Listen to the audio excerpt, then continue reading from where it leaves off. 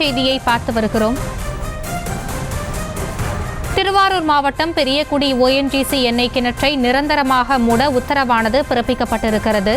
அது குறித்தான அண்மை செய்தியை பார்த்து வருகிறோம். கூடுதல் விவரங்களோடு இணைகிறார் நமது செய்தியாளர் நேசராஜ். நேசராஜ், வணக்கம். இந்த உத்தரவு குறித்தான விரிவான விவரங்கள்.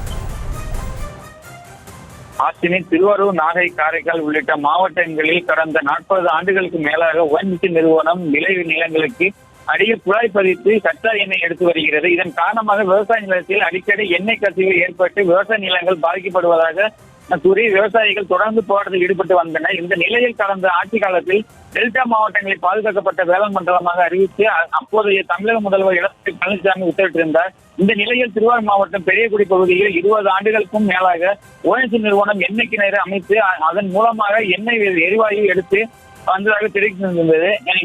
இந்த கிணற்றில் அதிக அழுத்தத்துடன் கூடிய வாயு தொடர்ந்து வெளியேறி வந்ததால் கடந்த 2015ஆம் ஆண்டு பணிகள் நிறுத்தி கொண்டு ONGC நிறுவனம் வெளியேறியது.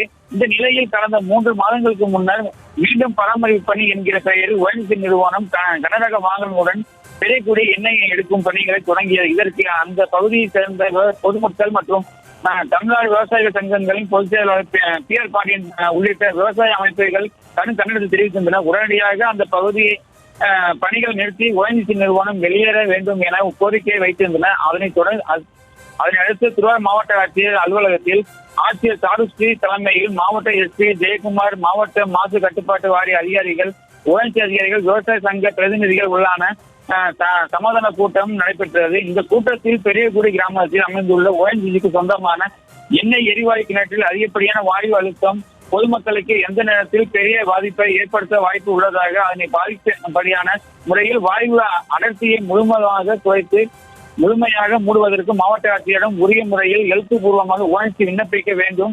மேலும் பாதிக்கப்பட்ட வேளாண் மண்டல சட்ட விதிகளுக்கு உட்பட்டு உரிய அனுமதி வழங்கிய பின்னர் எண்ணெய் கிணற்றினை மூடுவதற்கான பணிகளை துவங்க வேண்டும் என இக்காரணத்தை மூடிட்டு மீண்டும் வணிக ரீதியான பயன்பாட்டிற்கோ செயல்படுத்துவதற்கோ அனுமதி வழங்கக்கூடாது என மாவட்ட ஆட்சியர் உத்தரவிட்டார்.